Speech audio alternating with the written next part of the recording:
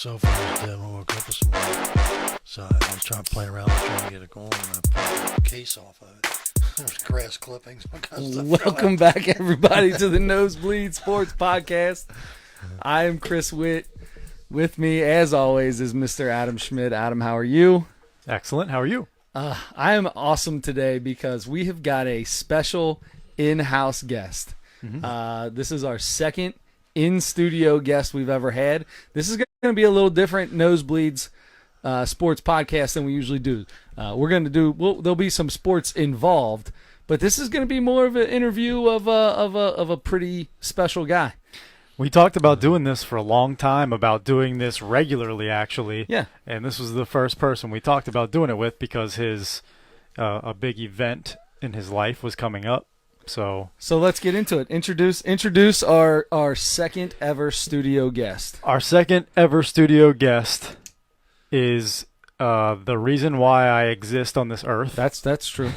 That is true. I'm going to leave it at that. It's my dad. My dad, Jim Schmidt. Jim Schmidt. No relation to Mike Schmidt. No. That we know of. Right, that we know of.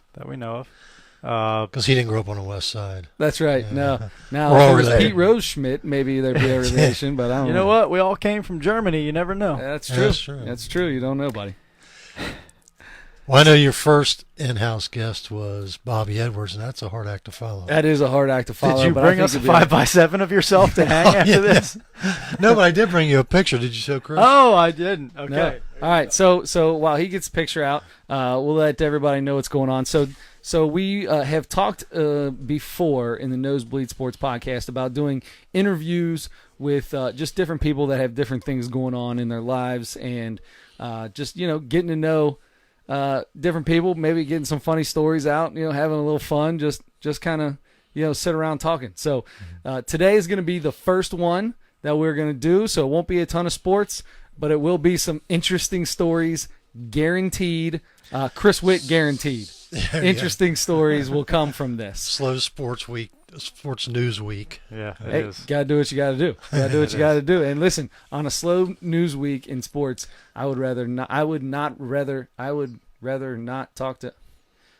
There's no one else I'd rather talk to than you. There it is. I would rather not talk to anyone who is not you who would not rather be. That was coming out all off. So, in other words, if you couldn't find anybody else who asked you to come. Absolutely not it. All right, so let's take a look at the picture. What do we got on the picture? This is just a little nostalgic picture that Holy Dad cow, pulled up here. So this is a picture of Adam Schmidt. This is Joey Schmidt, who was G.I. Joe, who subbed for me when I was on vacation, Gastrointestinal Joe, also a cousin, and me in the background. And the only way that Adam Schmidt will ever hog. roast – yeah, I'm on the hog. I'm on the bike. The only way Adam Schmidt will ever roast a marshmallow is on a grill. On a grill. You'll never find him by a campfire. We've already talked about this I had to before. keep the burner on low. That's right. You got to keep that. Yeah, it'll start getting a little too smelly. might burn some old burger juice, and there'll be some smoke. And Adam's done. We did some propane marshmallows there. Propane marshmallow. Yeah, it's basically just propane. They're just heated with propane. No fire involved at all. That's called humble city living, right? Yes, sir. Yes, sir. And you know my favorite part about this picture is the clothes hanging in the background. Oh, yeah. That's my favorite. Aunt Kathy always had the clothes hanging in the background. Yeah, for people I under love 35 listening, people used to hang their clothes on a line outside. Yes. And that was a thing. So Google I'm that. keeping this picture, by the way. I used to leave for work at 2 o'clock in the morning, and she'd be out at 2 o'clock in the morning hanging clothes on. That's great. Doesn't surprise she got done. Laundry got done. It's got to get out. Yeah. Got to get out. When else you are you got gonna the best, do it? You got the best breeze then. Yeah, that's right. The best breeze at 2 o'clock in the morning. No sunburn. That's right. No sunburn is exactly right. All right. So Uncle Jim, this is it's a special week for you. Not week. Yeah, week for you. Last Friday was your last day working at a job that you were at for how long? Almost 41 years. 40. It'll be September 11th, your birthday. My mom's birthday. Your mom's birthday. Yeah, Will September be- 11th. Yeah, that'll be 41 years. 41 years. That's a long time. Yeah. So 41 years. So and you worked for Coke. So you've been driving a truck for 41 years. I don't drive a truck the whole time, but probably about half the time. But I was a merchandiser most of the time, which is basically in the store, just filling everything, Stocking it up. stocking everything. Which people have no idea how much that really entails. You think, Yeah. oh, so you go and put some Coke and some Diet Coke on a shelf? Yeah, Oh, so well, so you must have Hold on, like so there's something else to that. so you must have like 50 stops a day No. then, right? Yeah. No, Just- so Oh, the Just one. so we would go to, if we would go to a grocery store when I was little, or we would go basically anywhere and Uncle Jim was there. You'd be at a gas station, stop at a gas station with Uncle Jim, and he'd walk around, and as he's looking for what he wants in the store, he's turning everything Spinning so bottles. he's spinning bottles so the labels are turned out. old habits die hard, man. Yes, that's exactly right. He'll be doing that for. I imagine you'll do that for the rest of your life. You know, I talked to a lot of different people in the last few weeks, about stuff, and they, ask me, what are you gonna do? And I would say, just do the same thing I do every day. And so I know, like I was in Delhi Crowers most of the time, and it's one of the bigger stores, so they would get visitors, like upper management visitors all the time and stuff, and they all panic and everything. Oh, we got company coming in today or something. So I don't do anything different when they're coming in than I do every day. So. They're not your boss. Yeah. Yeah, they ain't my boss. And But, if you do it the right way in the first place, then you don't have to Yeah, do right. anything Yeah. different. Yeah. Right. I like it. So starting back from the very beginning, first of all, Chris said before we started here, he wants to know all the jobs you had. So starting from the very beginning. Okay. When I was, don't laugh at this, 12, I started delivering papers in English Woods. There you go. I did that for like 2 Is years. that how you met your wife? Well, Delivering I papers at 12 years old in English. no, words? no. All the Roops were went to St. Leo's, and so I knew all of them because they were all in my sister's classes and stuff. Gotcha. And yeah, actually, well, we can go into that later how I met her, but Okay. but yeah, I met a ton of people that were from English Woods. A lot of them I still talk to this day. Yeah, started delivering papers. It was like 7th and 8th grade, and did that for a couple of years, and then I went to high school. In the summer after I got out of my freshman year in high school, I started working at the cemetery down on North Side. It was June of '72. You worked there with your brother, is that correct? Yeah, there was I think there was 6 of us. We all went to grade school together, and the guy that was our history teacher in grade school, Bob Merkel, was he was a Methodist minister, and the Methodist Church owned the cemetery, and so they hadn't been taken care of in a long time, like 10 years or something. So it was really rough, and so they asked him to take over as the superintendent of the cemetery. So he hired all of us, Oh, there you go. and so we worked there, full time during the summer and then part time during the school year too. So I had a steady job, from June of '72 to I quit there June of '78. Well, so you were there for quite a while. I was there then. 6 years. 6 yeah. years. So I have one question about your job there when you were at the cemetery. Oh, you don't want me to start on stories from the cemetery. You worked with your brother Fred, correct? Yeah. Fred worked there. Yeah. So the question that I have for you, Let me ask you. Have they- One involve a finger. yes, Okay. have they ever found? Did you guys ever find Fred's finger? Oh yeah, it didn't come completely off. Oh, it didn't come. Yeah. Well, I mean, it did come completely. Well, off eventually, yeah. But so it didn't come completely off. I didn't know if maybe you guys were like searching in the grass for a No. while, seeing if you could find that thing, finding twigs here and there. Didn't know. Oh, that might be it. Nope, just a. No, that was a terrible day. Imagine. Uncle Fred, Yeah. great ring finger, right? It's Yeah. it's his left When- ring finger, right? Yeah. Yeah. When Adam and Joe were little, he used to always say, "Give me 4." Yeah. I remember that. It's like 4 1/4. Yeah, Or 4 4 Yeah. 1/3. Yeah, Four and a quarter. 4 and a Yeah. third. Yeah. Oh, that's good. All right. So after the cemetery, what do we do? So I quit the cemetery in June of '78, and so I had at the time one of my uncles was the sales manager at Coke, and so I called him about a job, and he said, "Well, we already have our summer help hired." So he said, "If you can hang on until September, we'll have some openings." So I did. So I needed something to get in between. So a guy I knew playing softball with, he was a bricklayer. And so I started going. He was, I think, at the time he was the Mount Alverno Estates. He was working on those houses. And, Wow, that's a while ago. Yeah, those Yeah. were all put up in the yeah, it was mid '70s. it was, Was it it? was 78, and they were still building. A lot of them were already there, but Yeah. so I started kind of hanging around. He was a bricklayer, so I started hanging around. And I was trying to kind of get him to hire me, but he didn't really need anybody. So Thank so God here, you didn't get into that. yeah.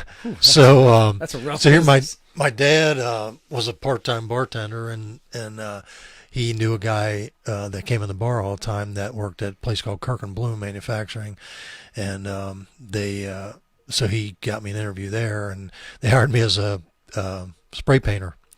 There you go. And yeah, that was not a good thing. So I have no artistic ability whatsoever. You think this guy's bad? Oh. Well, listen, I'm going to He tell you, gets it honestly. if you put the three of us together, you probably get a good stick man. Adam can draw a pretty good horse, though. Yeah, Oh. a good horse. Huh? I bet Or a dog, that's same thing. That's a kindergarten story or something. Is that? No, unfortunately, it's like an 8th grade story that I will tell you another time. Oh no! This is the perfect time. I need to know about the horse right now. I'm gonna I'll make tell it you a horse short. story. I'm gonna make it short. It was 7th or 8th grade. I think it might have been 7th actually. And we had this teacher that taught junior high, the 7th and 8th grade, different classes for that. And so I don't even remember what the context of what it was, but he started a class, and he said, "Raise your hand if you think you're the worst artist in here," or something like that. I raised my hand, like 3 or 4 other people raised their hand. I think I was I'm just surprised that you still even raised your hand even for that. Like somebody asked a question, and that's you actually like volunteering yourself for if something. it's self-deprecating, I'm in. So anyway, so I raised my hand. I think I was just the closest one to where he was standing. So he was like, he had a piece of paper and pencil, and he put it on my desk. He said, "You have 30 seconds. Draw a horse."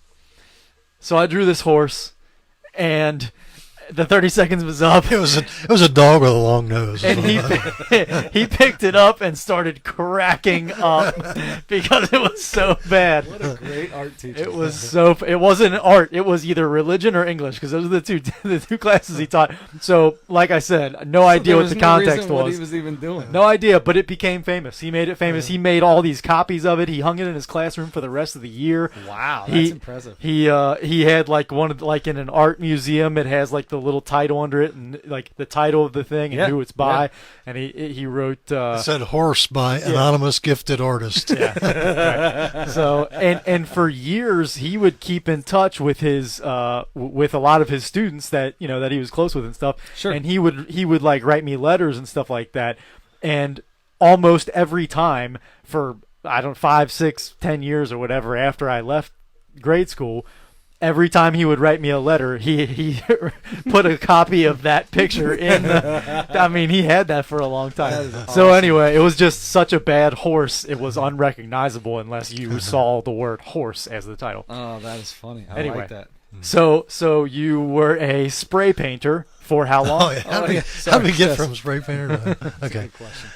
Yeah, so I did that for a couple of months, and then I started at Coke September 11th, 9/11 of '78. 9/11 of '78. Everything happens on September 11th. Oh, yeah. I feel like. Yeah, my mother was born on Yeah. September Yeah. 11th, 19. I'm not going to That's say. an event. He's That's- stuck. I shouldn't say Good that, idea. right? I love you, Mom. I would never do that to you. In Never do that. 1999. That's right. Okay. 1999, So that was okay, and then he started at Coke at September 11th. Pete Rose broke Ty Cobb's record on September 11th. Yep. Everything happens on September 11th. Something else kind of big happened. On Something September else 11th, happened. too. We don't have to talk about that. Yeah. Anyway, That's a whole nother story. yeah. So that was All the right, day. So that's the day. So here we are. So we're at Coke. Go ahead. Let me ask you: do you remember your very first day at Coke? I do. I helped a guy named Kent Easter, and our first stop was out in Felicity, Ohio. Nice. Yeah, Wow. it was a long ride in the So morning. you're pretty Shout much out- a drive along. How long were you? Shout out. To Shout Kenny out Easter. Brad Ellis. Oh, Shout out Brad Ellis. Oh, yeah. Felicity. Yeah, Felicity. Yeah. I We're can't starting tell my if he's career on in or not Felicity. because Yeah. I can't see comments or who's on or anything. I can see us, but I Okay. can't see anything else. All right. So shout out to the AD? Is he the full? Ben he's Jarvis, full-out Brad, AD? he's everything there. He's He just owns it. basically- He's the principal. Yeah. He's the AD. He's does the head coach everything. of everything. Yep, he just does Star it all. pitcher. He owns Felicity. Yeah. Shortstop. Shortstop, Yeah. star pitcher, star girls, fast pitch pitcher. I'm just kidding, Uncle Brad. We love you. So anyway, so I do have a question. So did you when you have a CDL to drive? So you drive CDL. So did you? How long before you got your CDL, or did you have your chauffeur's Well, license already back then? No, you at the time you didn't. You just had to have a regular driver's license. So then, did you have to get a chauffeur's? No, Or did it not start until it was already where you had to get a Class CDLs. A? I don't remember what year. It was sometime in the early '80s, I think, maybe '82, somewhere in there that that you had to get a CDL. And Yeah.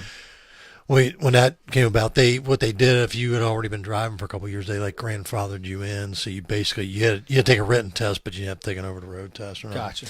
So and then it's been a requirement, even if you're not driving a truck, you have to keep your CDL up. So Sure. Right. yeah, so I have to. So I still have. Oh, it, even when you were merchandising and everything, you still had Yeah. to keep everything going. yeah, so I still have my CDL. So So you were helping Kent Easter. Yes. yeah. Halloween was coming up, but you helped Kent Easter, and it was your first day, and you were out in Felicity, and Kent or Ken? Ken or Kent? Kenneth Oh, or Kent. Kent. Yeah. Kent. As in Kent to Colby. Okay, got it. Or Clark Kent. Clark Kent. Oh, yeah. There you go. Superman. Yeah. So Did anyway, you eventually yes. just take his job, or No. When they hire you back then, they basically they told you could be a helper for like a year and a half. But I when I was hired at the time, they had just had a kind of a turnover in people, and so they needed people bad. So I was only working there. I don't even think it was a month, and I started running routes like vacation routes and Yeah. stuff. And so I started pretty much right away. And then I didn't do that for very. Actually, there was shortly after I just started driving on my own. And back then it was different than it is now. The business is completely different now. Yeah. But we had a couple guys that were either injured or sick or whatever for a long period of time. I'm going to sneeze in a minute. It's okay. Excuse me. Well done. Harush. Hallelujah. We don't have a sneeze I should have button hit or the a cough button. Yeah. Do we have one? I can just Oh, turn this well, microphone yeah. all the way down. But that's it. Then you gotta adjust it back. Anyway, go ahead. So anyway, so I start. So then and then when a route would come open, they would post bids for it. So wasn't too long. I don't even think it was maybe it might have been a year, but during that time I ran two different routes. Actually, one was on Delhi Pike. That a guy was going to be off for months, and so I ran his route like the whole time. So I kind of jumped into it right quick, and then not too long after that, I say within a year, I got my own route, and then I've had I had several different routes, but then I think it was like '86 or '87 they kind of changed the way routes are run. They started what they call a bulk system. They started having pre-sale. So they have salesmen go around and take orders. Before that, originally, we were all driver salesmen. So you just had your route. You had so many stores on Monday, so many on Tuesday, and you would have to kind of predict what you need in product and order your load the day before. So and you then- ordered your load. It Yeah. wasn't something that was predetermined Right. before you got on there. They didn't Right. give you like 6 skids of Mountain Dew. Right. Not Mountain Dew. Yeah. I apologize. Yeah. Mellow Yellow. No, yeah. No, it was funny because back then, when I first started out, everything was on our sales pad, and you could stick it in your pocket. We had Coke, Tab, Sprite, Fanta root beer, and I think Fanta orange, and that was it. That was it. Diet, right? No. Diet? No, Diet? no, No no, diet? no. Coke, Tab, Sprite. Wow. Or Diet, root beer. diet wasn't even invented. That's No, awesome. No. That's how. Yeah, so that's that's how long you worked at Coke. Yeah, There was no Diet Coke. Do you remember a time, Adam, Yeah. with the no Diet Coke? No. I don't remember there not Most being people diet. don't. Yeah. Just us gray hairs. Hey, I got a couple of them. That's why I wear my hat. Even this guy's starting to get some. Yeah. Well, we're getting old. We don't talk about Joe. We're catching you. We're yeah, catching oh, you. I know. I know. We're gonna catch up to you here soon. Yeah. All right. So- So Joe already caught up. so now at Coke, when you were at Coke, and you said you merchandised, you did the bulk deliveries where it's just skids, I imagine, and stuff. Well, that's what I they. remember you were yeah. doing. I remember one thing that I always thought was cool. That I think this is what you did. You can tell me if I was wrong, because you always had your little notepad next to it. Didn't you do machines where you went from and you loaded machines all the time? Yeah.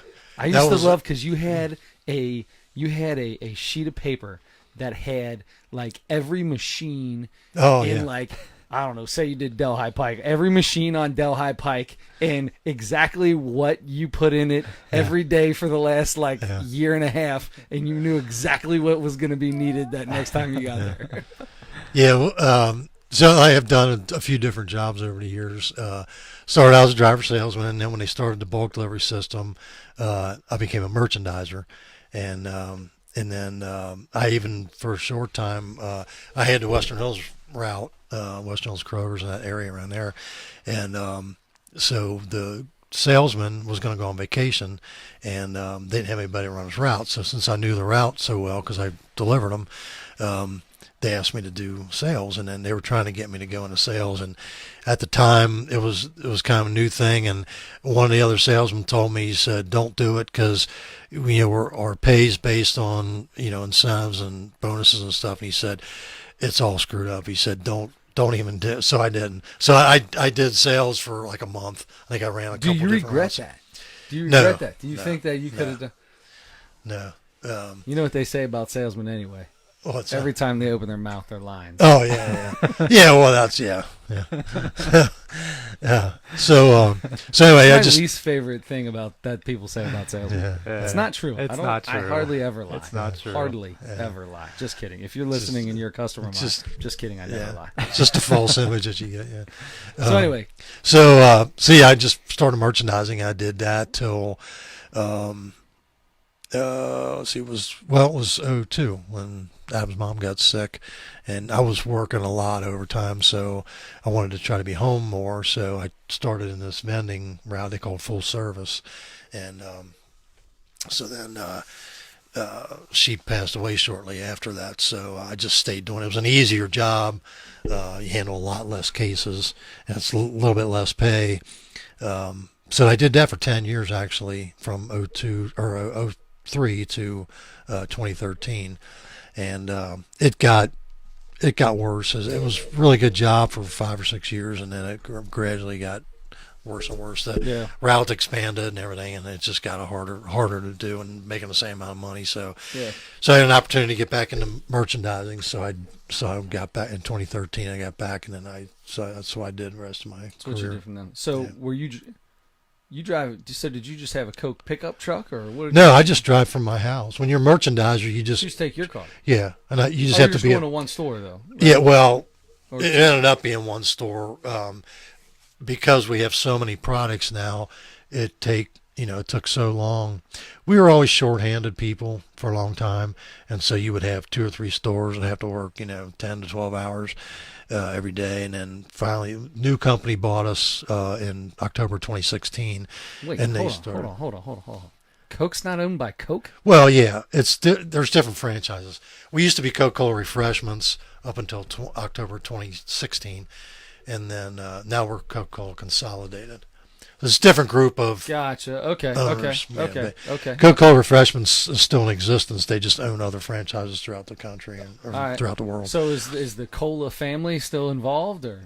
Yeah, actually, the parent company is Coca-Cola USA. Yeah, that's okay. So that is the they're parent still the parent. company. Yeah, they hold the ingredient or the magic formulas and all that stuff. And then So there's no cocaine anymore. No. That's put inside Coca-Cola. So when they took that out, they came up with Diet Coke, and that's a real question. So is that you work for Coke? I've always heard that at one point, like when Coke, the original Coke, had Coke in it. Yeah, it did. Yeah, it did. It was sold as a medicine, because it was first sold. The guy that was in like Pemberton or something like that was a pharmacist, and he invented it. And I can't back up. No, you can. I can turn it up. You're good. Okay, so yeah, he invented it, and as a medicine, and it had cocaine in it. Yeah, and then when he, I think it started catching on. Everybody got hooked on it, I guess.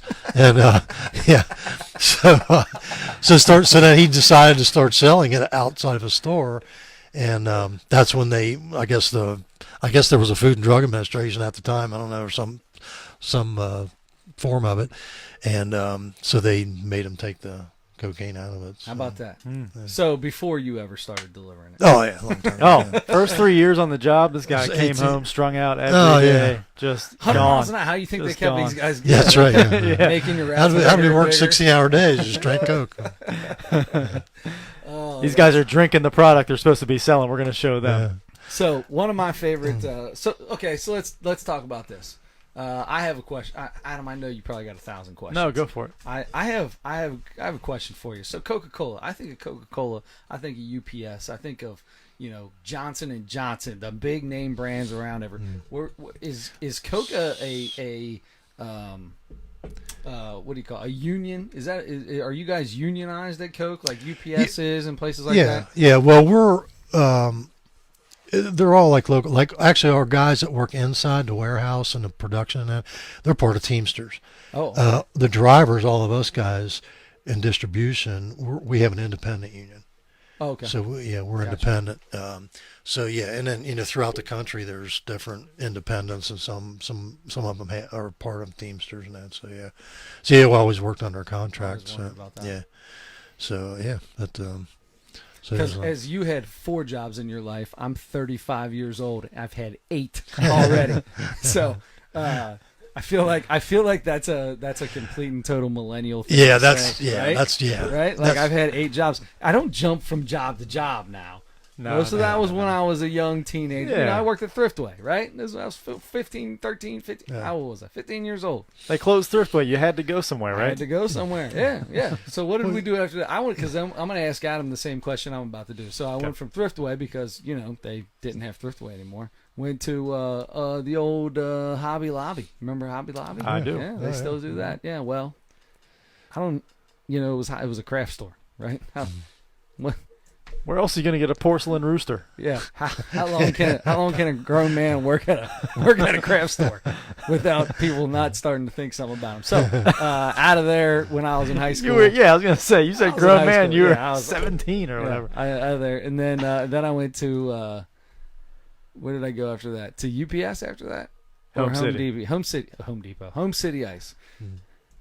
I flipped the truck there. I tried to do what you do and deliver things. And I went ahead and flipped the truck. The funny thing about that is they asked me to come back as a trainer. After I flipped that truck, they were like, everybody wanted to learn how to flip the truck. Yeah, I was like, I can come back. I'd be happy to. I sat in that passenger seat. I'd never been more scared in my entire life.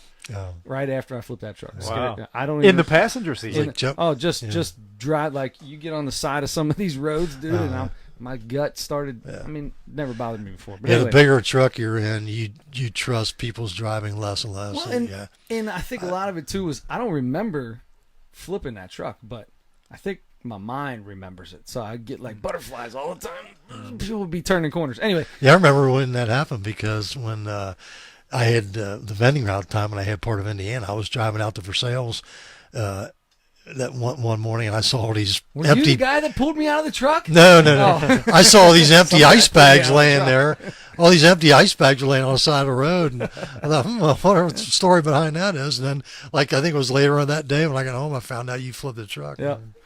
That was the end of my driving career. Yeah. So how many was that? 1, 2, 3, 4, 5. Home City. That's 3, I built right? some At swimming UPS. pools. I worked at UPS. Teamsters. I think they're Teamsters. I don't know what they are. It's You worked for your some union. grandpa for a while, didn't you? I worked for Building- Grandpa a building couple pools. different times, and then 2 different lumber yards, 8 times. Mm-hmm. Adam, let's hear you. How many have you had? Let me guess first. Okay. Walgreens. That wasn't the How many first. times did That you wasn't go the to first. Walgreens? That wasn't the first. I Where were worked you there at once. first? McDonald's. McDonald's. Oh, McDonald's. I You were like forgot about 11 or McDonald's. Yeah, I was Had to get 11. the- had to When I get was that thing 11. signed. I got a franchise. I owned a McDonald's. No, I started there when I You was look 15. like you were 11 when you started there. though. I was believe that. 15. Yep, I looked 11. Went to Walgreens after that. Went to Did everything at Walgreens. I did everything at Walgreens. I really did. I think while I worked at Walgreens, You weren't a pharmacist, right? No, that's true. I never worked in the pharmacy. Everything except pharmacy. But everything I bet except you knew pharmacy. how to do it, though. Right. Because I had all the cocaine at home I needed. So, Dad brought the cocaine. So- I take care of everybody. No, we hardly ever had Coke in our house. Huh? That's No, that that's is true, yeah. That is true. Yeah. Except Barks. Oh, Ruby. yeah, That we was had- cocaine. Yeah, you know, I different. The I root, tell people, yeah. people don't believe me. I say I haven't drank a Coke over probably 30 years. Yeah, I mean, I can understand that. It's The not last good. thing I ever wanted was a swimming pool in my backyard. After building swimming pools forever. You do have one. Huh? Yeah, unfortunately. So while I was at Walgreens, I also worked part time, I believe, for like a summer at the YMCA. Let's see, what did I do after that? I worked as a temporary for like 3 or 4 months at DHL.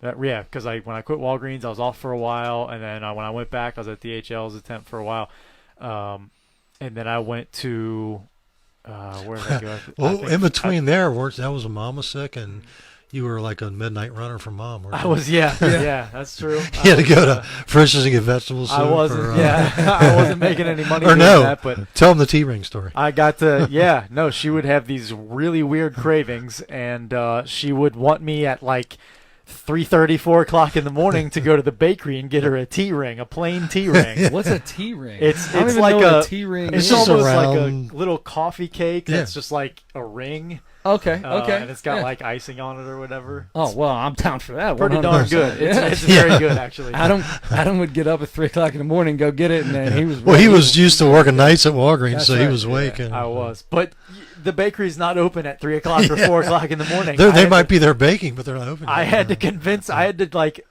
promise her it's not open. I can't go until 6 or So whatever. he just got to drive around for a while. Yeah, I just We did that a lot when Adam in that time frame. Yeah, Me and yeah, Adam yeah, we would just did. get out and we'd just go at like 9 o'clock at night, just drive around till like 1. just drive. Yep. And I'd go to Frisch's and get whatever she was feeling that day, and Tartar sauce. Or Yeah, right. So anyway, then I went to DHL, and then I went to Flavor Systems, which became Fruiterama. I was there for almost 14 years. That's just one job. Yes. I'm only counting that as That's one. one job. That's one job. So, because they were just bought out by another company. But that was almost 14 years, so that's like the bulk of my adult You did a career. bunch of different stuff there too, didn't you? Yeah, I did. Yeah, I worked in 4 different departments and did all kinds of different jobs there. And then I went to a filtration company for 7 months, and then I went to the flavor company that I'm at right now. So how many is that? Did you count? We had 8, 9. McDonald's, Walgreens, YMCA. YMCA. DHL. DHL. I forgot the Reds. I worked for the Reds, Reds. part time for 3. That's 5. I worked for the Reds for 3 years. Fruiteram / Flavor Systems, 6, 7. Midwest. So you're on your 7. Midwest Or 8, Filtration, you're on your 8. and so maybe 8. Yeah. Maybe son we're of a tied. gun. All right, there you go. Well, I'm not going. You guys are about the I'm same not, age. You both got 8 jobs. I'm not going anywhere for a long time. Hopefully, so. Right on. I'm not committing to that. All right, so back to Uncle Jim because this is all about Uncle Jim. So we got the retirement. So I have another question that I want to ask Uncle Jim about life. About life, because I don't know anything in about my life. life, from the time I was 15 to the time I was 27, I owned one vehicle. Oh, God. One vehicle. Oh, man. Uncle Jim. You're opening a can of worms here. Uncle Jim, can you name every vehicle that you've ever owned? We don't have time for that. Is it impossible? I'll tell you this much. In 1980, when Kathy and I got married, a friend of mine grew up with, and he had moved away, and he came to our wedding, so he came to visit right after we got married. And we were in an apartment, and we started talking about different things, and he said, "My God, how many cars have you had?" So I started driving in '73. This was 1980. I listed 32 cars and 2 motorcycles. Jeez, That was in I was 1980. getting ready to start making little marks. It's not Don't even. 1980. Holy. And so cow. I've had probably another 30 since then. so. Didn't you like 5 or 6 years ago make another list and figure it out? I think I started. I started trying to remember them all, but there were so many. And then it's funny because and then you think, oh yeah, in between there I had this Oh, one. that's right. I had that. I had that. Does it count Yeah, if I took I the did motor that. out of this and flipped it into that? I That's a did new that car, trying right? to figure out the 8 jobs I've had. You've had 32 cars in. You had 32 at cars in 8 1980. years. 32 But cars in 7 years. it's funny because That's insane. I And guess 2 motorcycles. I guess The reason, I'm, why did you have 2 motorcycles? Why not just one? well, the first one I bought, How many it of was them did you slide underneath trucks or run into? stop both, and that's signs? why I only had 2. And it was actually the same exact thing happened in the same intersection. Well, I didn't know it was the same. I knew the same thing happened, but I didn't know it was the same intersection. Just right down the street from my house. It was like a valley, and it when you go down the hill, there was no stop. It was 4-way, but there was no stop signs. There was supposed to be, but the punks in the neighborhood tore them down. But everybody that lived around there knew that when you came out of the side street, you had to stop. But so anyway, it was in the summer to both times. Summertime, and the woods were all grown out, and so the person pulling out of the side street said he didn't see me because you had to kind of inch your way out and try to look around the trees. Sure. And all of a sudden, they just pulled out right in front of me both times. Yeah. So after it happened the second time, it was pretty bad. So That was the end of it. yeah. So The cop told me they took me to the hospital, and the cop came to the hospital, and he says, if you didn't have the helmet on, I wouldn't be talking to you right now. well, didn't you crack your helmet Yeah, twice? it broke the second time. The second time broke my the head helmet. hit the street and cracked the helmet. So kids out there, if you're riding motorcycles, put a helmet on. Yeah. All right, just put a helmet on. I see it all the time. People I- riding without. I'll helmets. tell you right now, All the Uncle time. Jim is living proof of why you wear a helmet. So, Yeah. So there you go.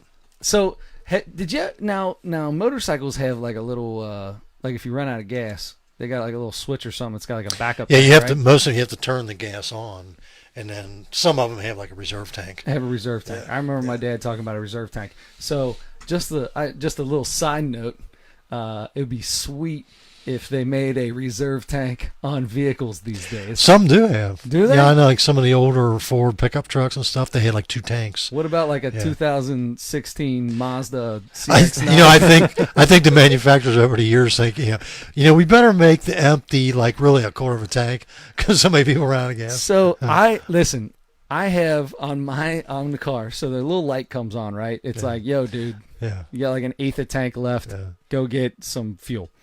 And then it's got that little number up there. It tells you how many miles you got left. Mm-hmm. So I'm finishing up the day up in Columbus today, and I was leaving my last stop. I was pulling into my last stop, and it said I had like 20 miles left, and I was like, "Oh, I gotta get some fuel before I head home today." Mm-hmm.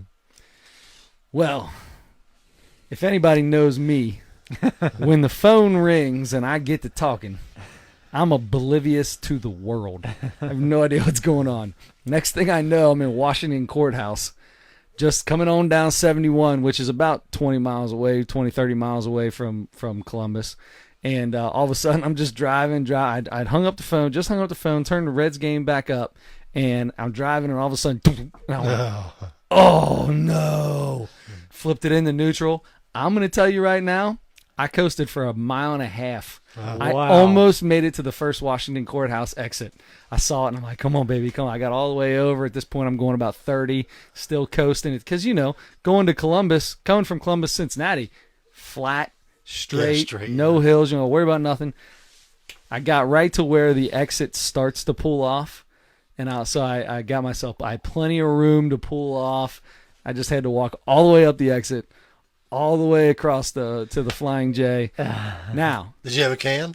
They I make you didn't. buy one. I had to buy one. I didn't. I don't know if they made me. I probably could have asked them. I get there. So 2 stories on that. So I get in there. Well, when you start walking like that, it starts churning up lunch. So I took a good 15-minute break before I had to walk back. And by the way, Flying J, Pilots, Loves, some of my favorite. I'm not I poop a lot in a lot of different areas, We've had this conversation quite a few times on the podcast. Loves, Flying J's, any truck stop place, usually extremely clean bathrooms. Always enjoy it. The Flying J, Washington Courthouse, always phenomenal bathrooms. So. Definitely suggest those if you ever get stuck walking, whatever you got to do. So I can appreciate clean bathrooms. I definitely appreciate a clean bathroom. I've been in both. Yes. One extreme to the Oh other. man, it's so terrible. So then they got gas cans, right? I got to find gas cans. Speaking of gas, I got to find gas cans. They got like every gas can up here. They had a 5-gallon gas can. You know, we're at a truck stop. 5-gallon gas can is $36. Whoa. No, I'm good. Don't need that. Yeah. I was this close. I was tempted. Yeah, you got a thimble for 39 cents or something? Exactly. I was this close to just getting 2 water jugs, like gallons of water, dumping them and walking it down there. So, then they had a 2-gallon for $31. I'm like, what is this all about?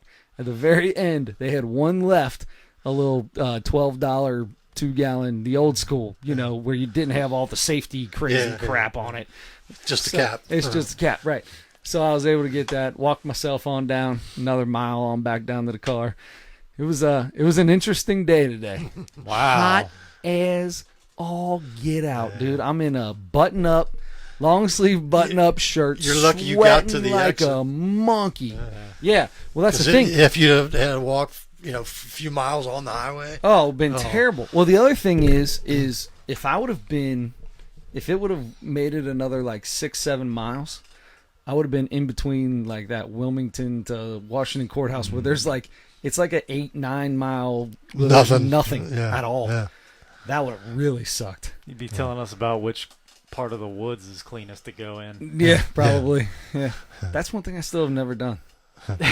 Wipe with poison ivy leaves. Oh no, I did that with my face once. I was sweating when I was younger, and I like I grabbed a leaf for some reason and wiped my face. I had poison ivy in my eyeballs. It was horrible.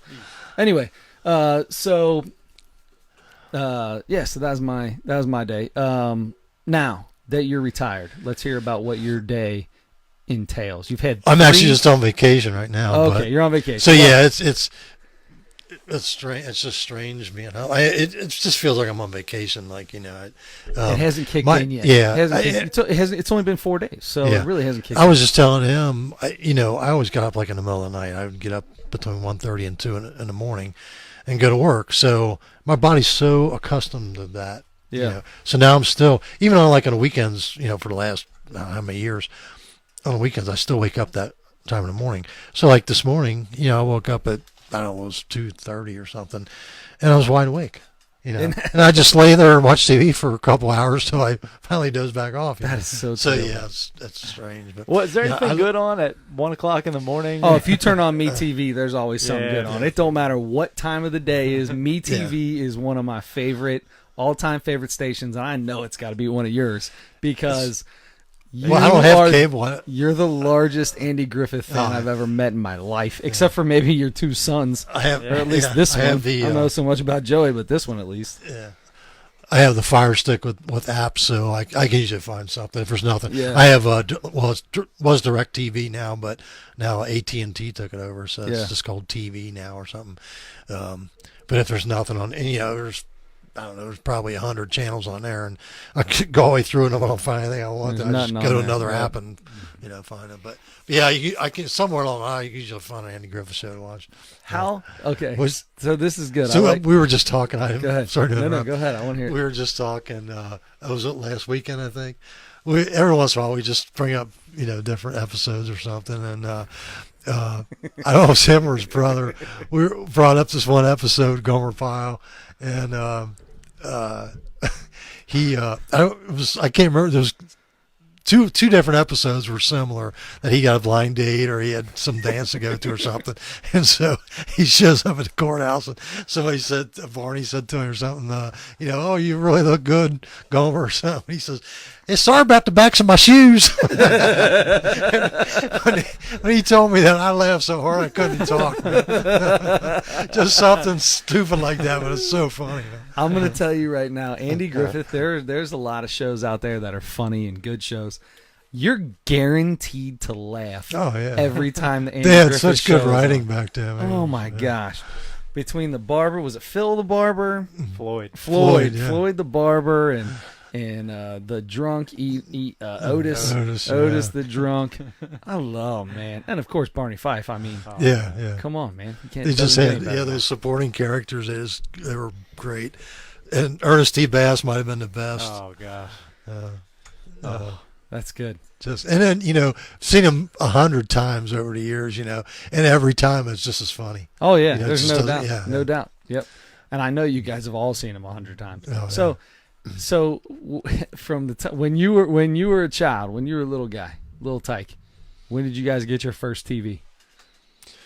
Well, I think we had a TV. You had a TV. As early as I can remember. I'm just it was a little, testing the water, seeing how. Yeah, it was the a little, age. probably, 15-inch black and white. Yeah.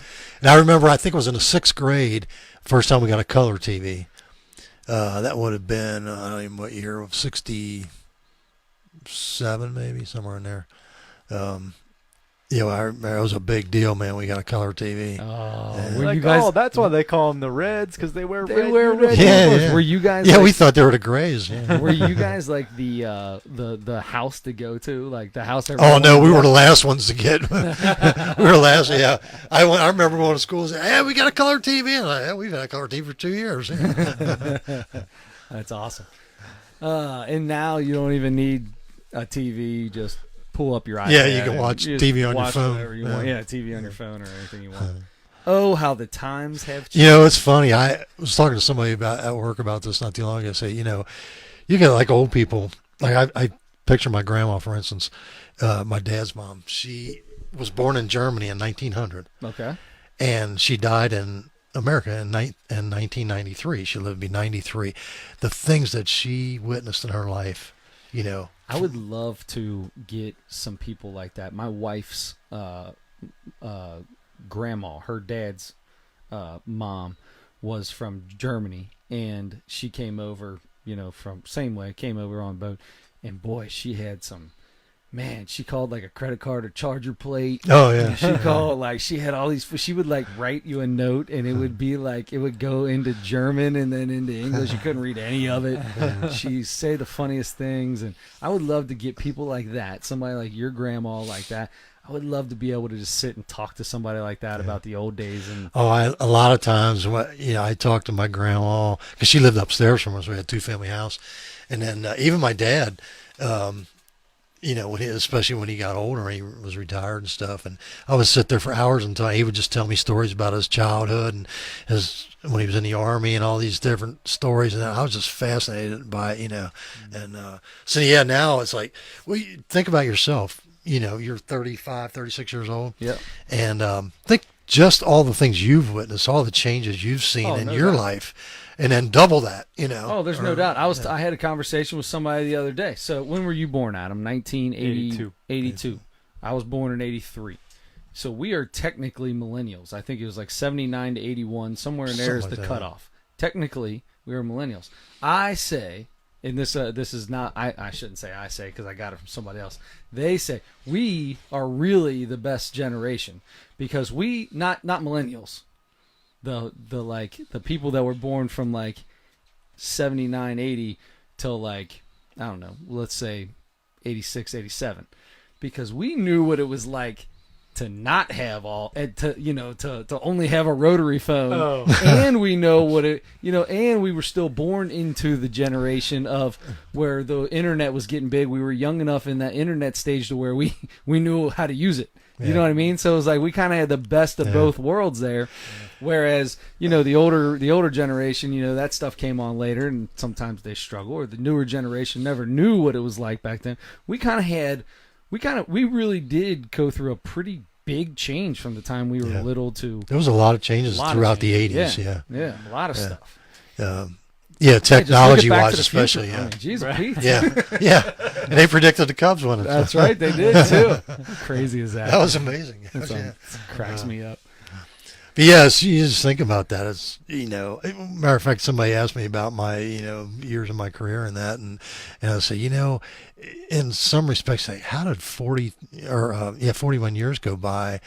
But then I start thinking back in the early days and all the different things I did over all the years and how many millions of cases I threw, and you just think, I guess it has been a long time, The amount of Coca-Cola Classic that has touched your hands. Yeah. Well, there was matter of fact, in the middle of the night, I think it was Sunday night, there was a program called Cola Wars, and there was nothing else on. I wasn't interested, but I started watching. It was the old Coke Pepsi Cola Wars thing, and it was like the whole history of it, and a big part of it was when they in '85 when they came out with New Coke, and people were so upset because the loyal Coke drinkers. And new Coke. And I remember all that, man, because all of a sudden we didn't have regular Coke anymore, and it was new Coke, and people did not like it. Man. And it's because like Pepsi came back with the old stuff. Like you ever see it? Pepsi's got old Mountain Dew and like the real sugar or whatever. Nowadays, there's just so many.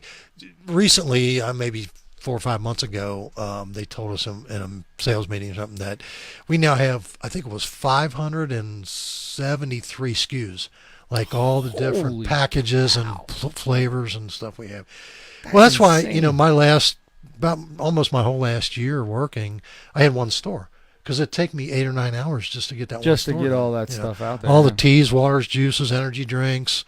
We just got it's not just Coke, It's not just anymore. Coke, Tab, Fanta, it's waters, and root beer. We had 3 different kind of teas. We had 2 different kinds of waters.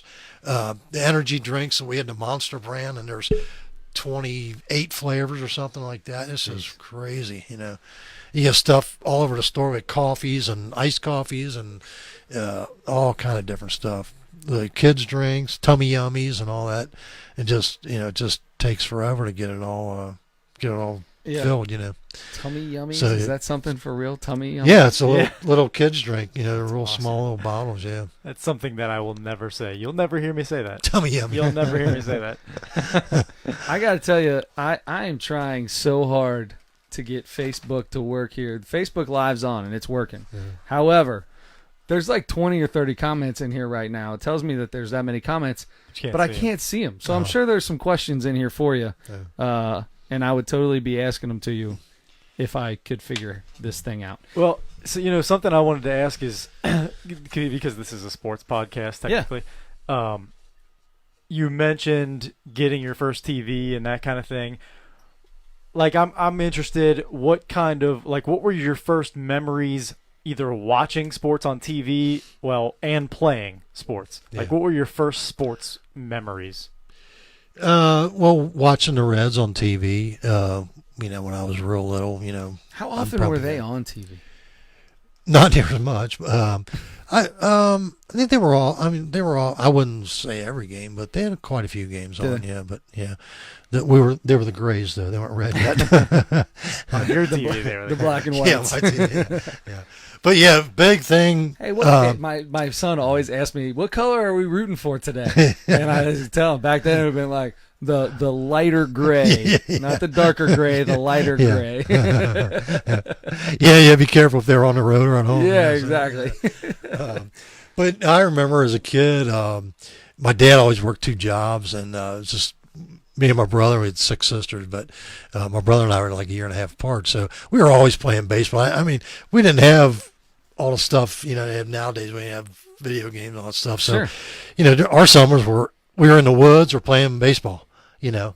And that's what we had. And so we were every day of the summer we were at the ball field playing baseball, and you think I got good at it by now, but anyway, but yeah, I know we always, me and my brother, we would always, follow the Reds and know what's going on. And I was telling him on the way over here, actually, back then I can remember I knew just about every guy on every team, in the major leagues, and now I have no clue, but so I don't even know half the Reds, but they've changed a lot here over the past couple weeks. So yeah, it's a whole different ball game, but it was just a different. So yeah, I guess my earliest memory. Well, I remember my dad always worked 2 jobs, so on his part-time job he would have a couple nights off a week, and I remember we would beg him. His favorite thing was after we'd eat dinner, he'd sit on the front porch and read the paper, and I remember we would beg him, please take us to a Reds game, please. So we might go to 2 games a year, if that, it was at Crosley Field, right? And I remember one of my earliest memories of being at a Reds game at Crosley Field. We were in left field, about even with the left fielder, and they had. Crosley Field had, the upper stands. There was big pillars, to hold them up. And I remember it was a foul ball. And, if I guess it's kind of still that way, but if a foul ball comes within a section of you, you get all excited. You know? Heck And, yeah, you know, there's no especially as a doubt. kid, Yeah. you know. And I remember one time we were actually at a game, and there was a foul ball, and it hit off the girder and came right down. My brother was standing right next to him, and it fell right in his hands. Oh, you know? Yeah. Fred And that shot was a like, foul ball before yeah. I ever He's did. my heir to today because he got, you know. But yeah, so yeah, that was like his earliest memory, and I remember a lot of the old, you know, the old Reds, you know, Beta Pinson and Chico Cardenas and all them guys, and you know, Jim Maloney and all that, you know, and you know when Johnny Bench was a rookie, Pete Rose was a rookie. I think I remember about Pete Rose. He was right after he became Rookie of the Year in '63, was it? I think so.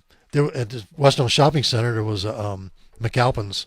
Was on one end, and I think it was probably on a Saturday or something. They had, I think it was during the season, if I remember right. They had like a Pete Rose signing. Oh, That was yeah. the first I ever knew they did that. You know, That's cool. So I remember we walked. God knows he's done. We plenty of walked those from since. North Fairmount up to there, and there was like a real long line, so we didn't get his autograph because we couldn't stay that long or something. But I remember just standing there seeing him sign. You know, it's like, oh my God, that's Pete Rose. He plays for Reds. You know, so it was fascinating. But That is pretty cool. And he grew up like, you know, a couple of minutes from you, really. Yeah. yeah. Yeah. Yeah. You guys went to the same high school. He went to West High. Oh no, you're an Yeah. elder guy. What am I talking Yeah. about? That I'm talking was, to my dad right now. West High put out a bunch of good ball players, man. Yep. You know, quite a few of them played in the majors, but there was a lot of other good ball players that played there. Different So- time. Yeah. Oh yeah. Different time. Well, that's like we were saying before. It's just like it's, you know, just look at your own lifetime and how much things changed from as early as you can remember to Yeah. now.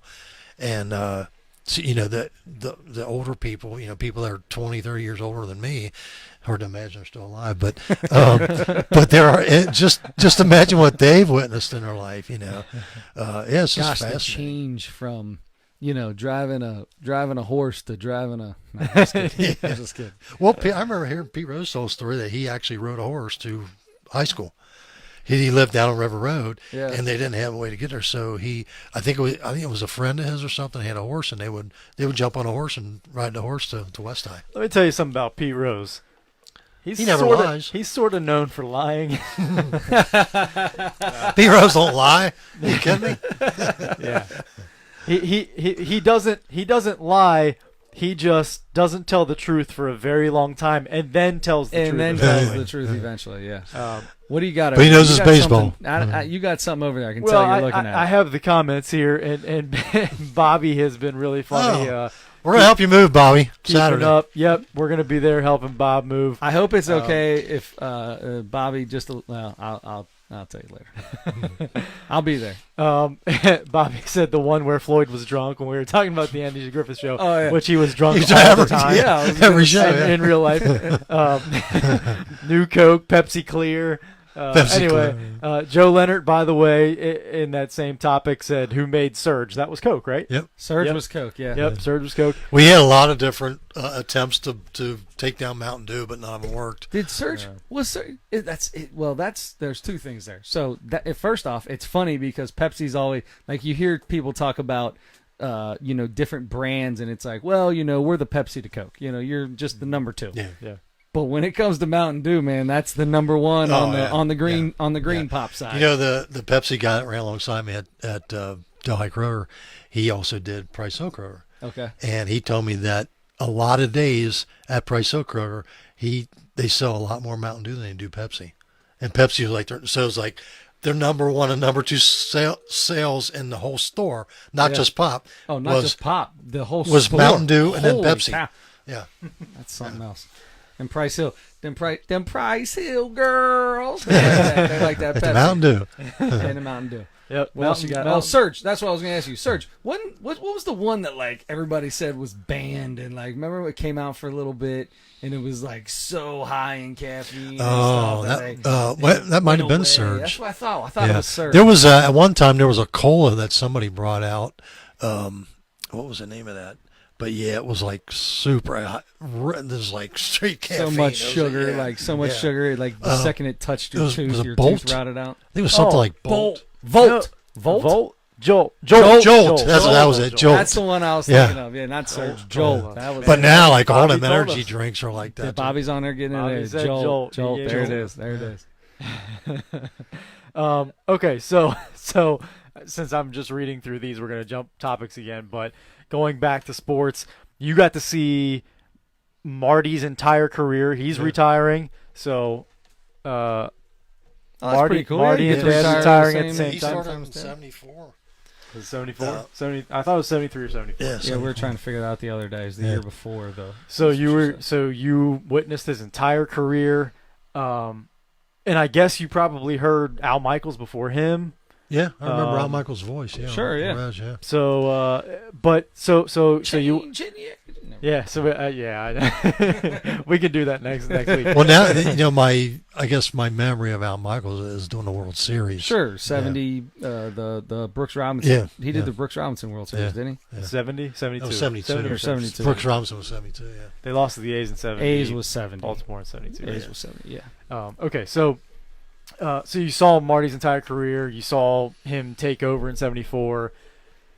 Who, since it's been 40 whatever years for Marty, 45 years for Marty, who should take over for Marty? Who should be the next guy in there? Well, I mean, I heard somebody comment not too long ago about the thing about Marty was he's really good at letting you know what's going on in the game, but you felt like you were sitting there talking to a friend, in their living room having a beer. Sure. Yeah, exactly. Because it wasn't all baseball. He made you comfortable feeling. We talked about, and then after Joe Nuxall left or had to leave, I guess. I was kind of worried. Who's going to fill Joe's shoes? Thinking about Joe Nuxall, I remember it's like all the dead air. Oh my gosh, dude! I'm telling you, we talked about this last week. You start the car and turn the Reds game on. You hear. You knew. Oh, Joe, there's Joe. Yeah, what was it? The fourth and seventh inning. You knew if it was the fourth or seventh inning when Joe's calling, because you could turn the Reds game on and sit there for 35 seconds without hearing anything. That was with Danny Graves the other day. Good night, poor Danny. That was terrible. So you know what? Let's say it this way. So anyway, let me kind of finish what I was saying.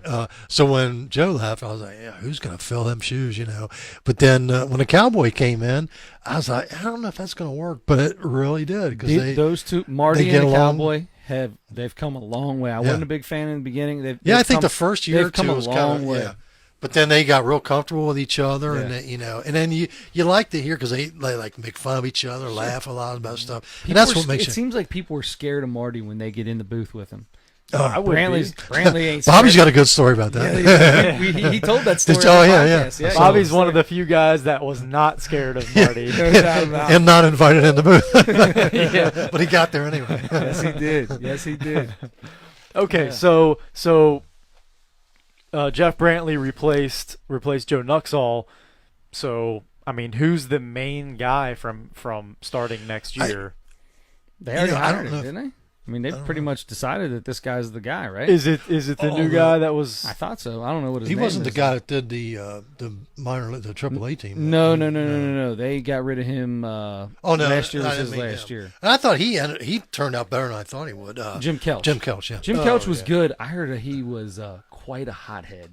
Oh, really? Like I heard that he at a minor league game one time somebody was supposed to give him something. And he turned around and threw something through a window or something like that and broke it. Do Like you know the story why he was left or why did he get I fired? don't know if he got fired or if nobody liked him or what. I like the He first. still does NKU basketball. Yeah. You're right.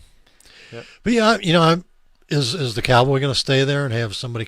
Is Tom Bramwell going to take over?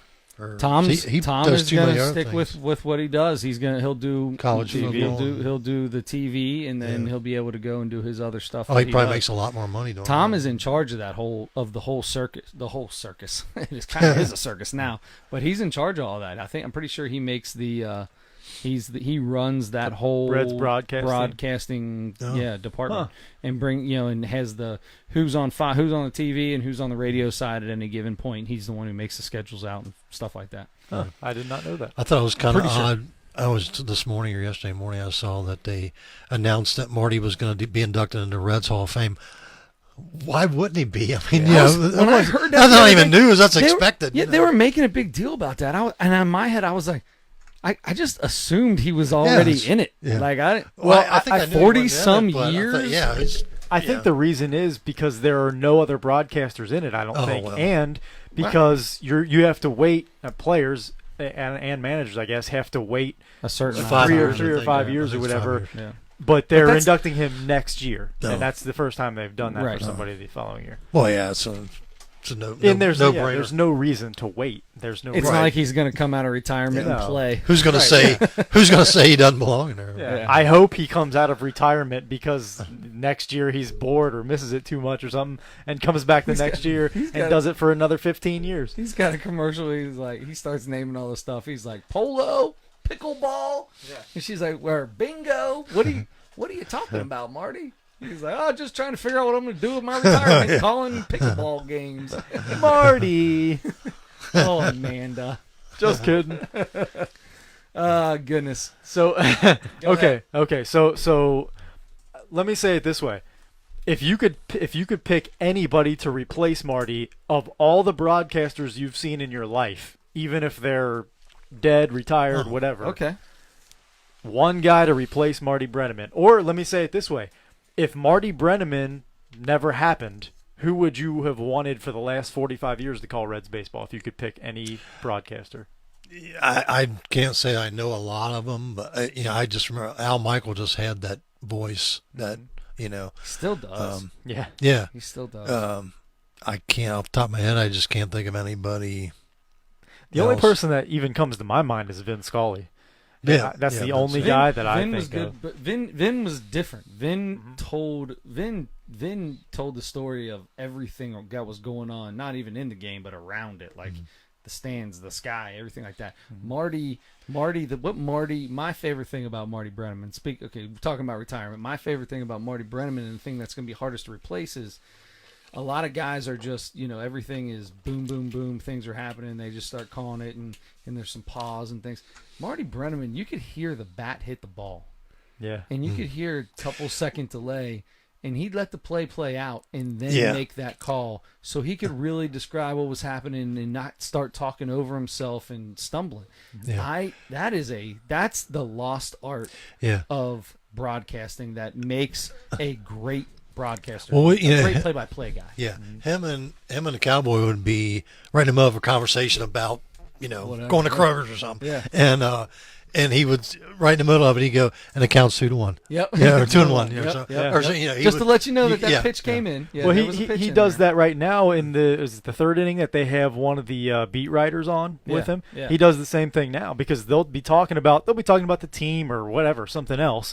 But as that guy's talking, he's good at finding the little pause where he Yeah. can stick in there, Give you the even if count. it's just and so strikes out or Right. Yeah. ground ball Yeah. thrown out at first. Yeah, or whatever. because the guys are usually good about pausing if there's a hit or something. Yeah, but they help him. But yeah. he does. But yeah, he is really good. He's just Yeah. he helped. Well, out- when you he do it helped that out- long, yeah. you got to become pretty good at it. He eventually. helped he helped Danny Graves out so much on that poor guy's first inning he ever did. It was Uncle Jim.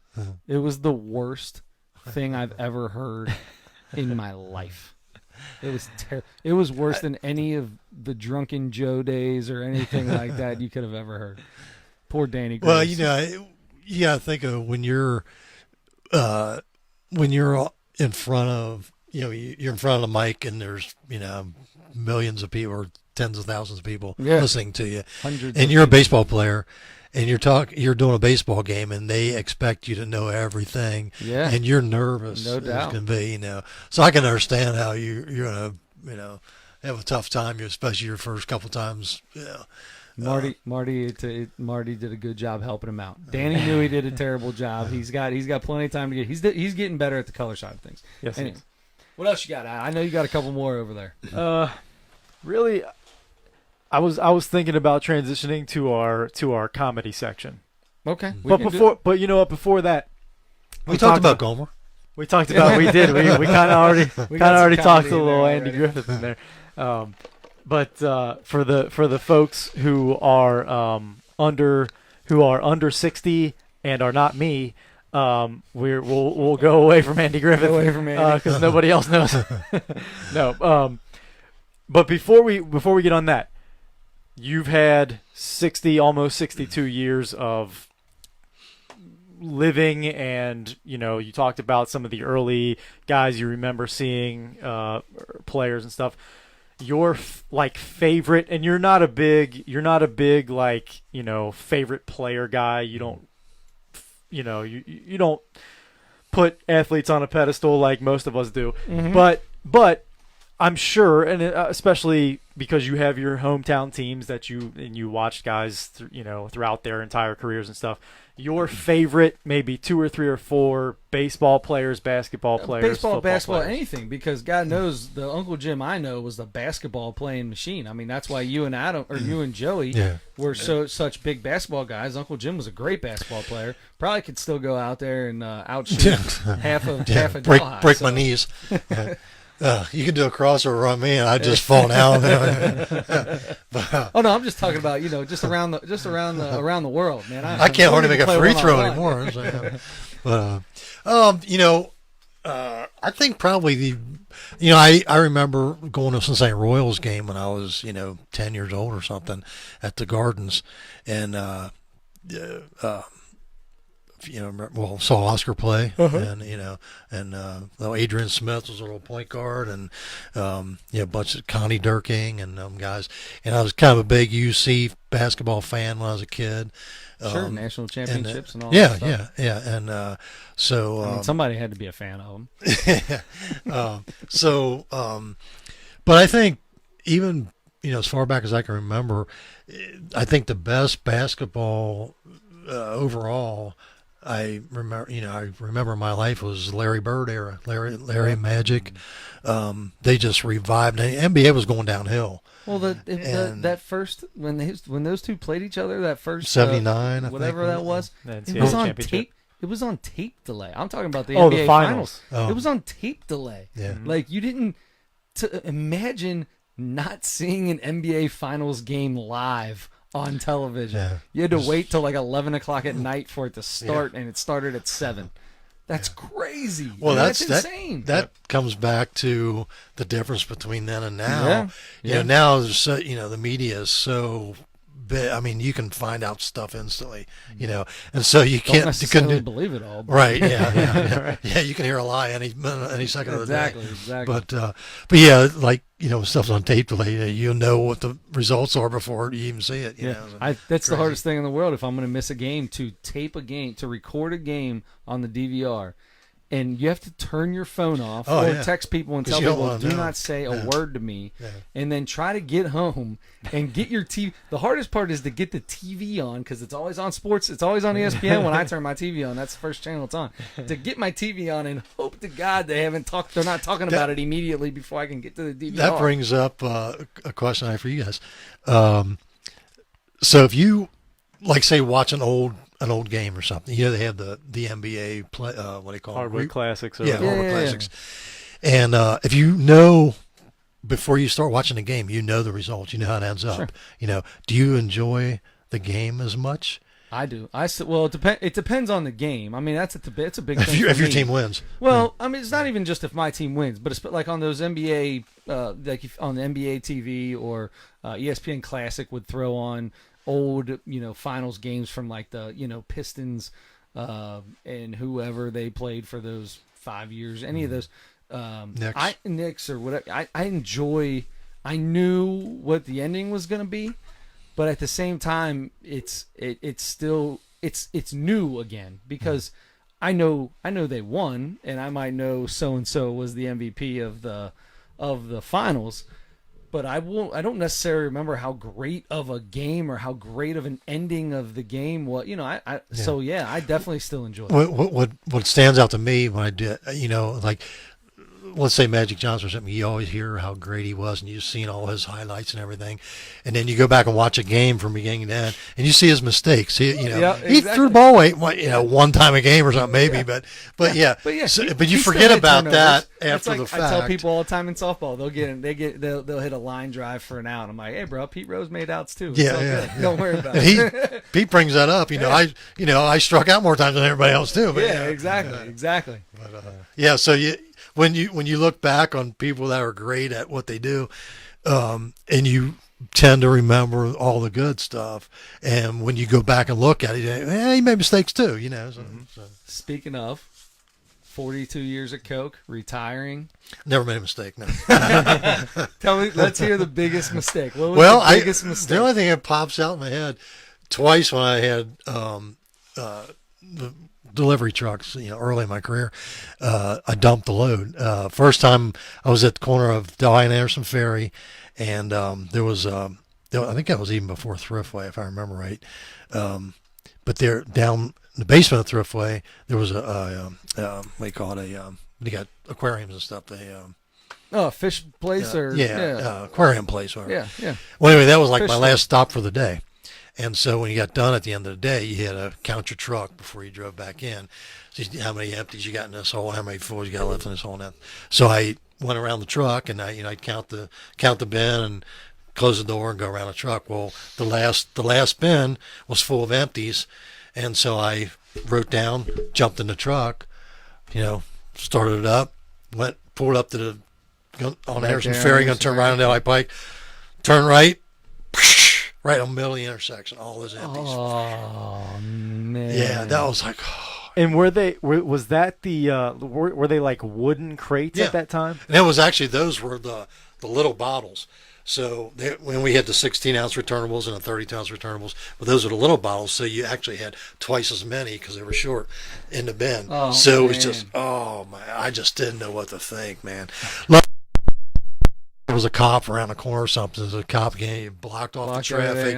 He went over to the gas station, got a broom. There's always a Delhi cop right around the corner. And so it still took a while, and right in the middle of the intersection, so traffic was stopped. People were driving by cussing at you and stuff. No, not Delhesians. We don't. No, just out of towners. Yeah, all the out of towners that come through Delhi. The East Siders, I guess. But and then that one other time with full. It was a convenience store, which later became a Maristops, or down on Muddy Creek Road, and it was my first stop in the morning. And we were real busy that week, and I had like 16-ounce returnables. We called them 6 highs because you could fit 6 rows high, all the way up. You couldn't get any more in, And so I served the convenience store first, and I was getting ready to leave, and their driveway kind of went downhill, and they turned on the street, and left the bay door up in the back on the right, and it was all tab, and left it up. And when I turned onto the street, whoosh, and most of it went busted. Yeah, most of it went in these people's front yard. But there was that kind of stuff just always going to stick out to you, I guess. But so many things happen over the years. It's hard to remember. That's awesome. But those were the big ones. Yeah. Both of them seem to be early in the career. So, like you said, you didn't make any mistakes at the end. Yeah. Not that I would admit to. Were you ever a trainer? Did you ever train? Oh people? yeah. All the way. And that's fun. Just recently. Well, yeah. I guess it was. Change your replacement. No, because I haven't done it within the last year. I think it was either last summer or 2 summers ago. I during that period, from spring to fall, I trained probably 10 people, and none of them are still there. Yeah, imagine that. And it's the thing is, and the thing is that typical baby boomer answer. Well, but I told people already. The thing is when all these guys are, and most of them were in their 20s, but when they get hired, they don't think about I want a job. And I'll do anything. And of course, you say that because you want a job bad. Yeah. And they start them out at a decent wage. So, but then it don't take long after they start doing it on their own. They realize how much of a job it is, and the hours that they have to work. They might do second shift. They have to work every weekend. And you think, you're in your early mid-20s. you know, when are not you the when are shift you going to you get to want, go yeah. out and have fun with your Sure. friends and stuff, you Yeah. know? So don't take them long. And they think, I'm not doing this, you know. Yep. I'll find a job that I'm off on the weekends or something, you know. So that's why there was such a big turnover, you know. And then there's a lot of people, and you know, the thing you talk about, you know, putting down millennials or whatever, but it's been that way forever. You got people that are lazy The and people young that are good generation, workers, right? The younger you know. generation comes in, and it's maybe not that they're lazy; they just don't understand Right. what they're in for, Yeah. maybe. And you know, then they have a kid and they get married, and it's like, okay, I have to do something Yeah. now, and then you just do Sure. it, and Yeah. you're Yeah. is what it is. But I still think that now is different in that it is becoming where we're so catered to now with all the technology now that was never there, that Sure. we're used to getting all the information we need or want whenever we want it Yeah. right away, you know, and just Well- everything is constantly to make life easier. Yeah. So you get used to that, You or get- you're yeah. born into it, and you Yeah. just don't. And I think that's been a way generational. If I look at my grandparents, you know, every little thing they got, they had to work their ass off for. Sure. You know, and then my dad's generation, it was that way, but not near to that extent. My generation, every generation has a little bit easier. Sure. You know, and so when you grow up, and you guys and your kids and stuff, you grow up. It's all you know.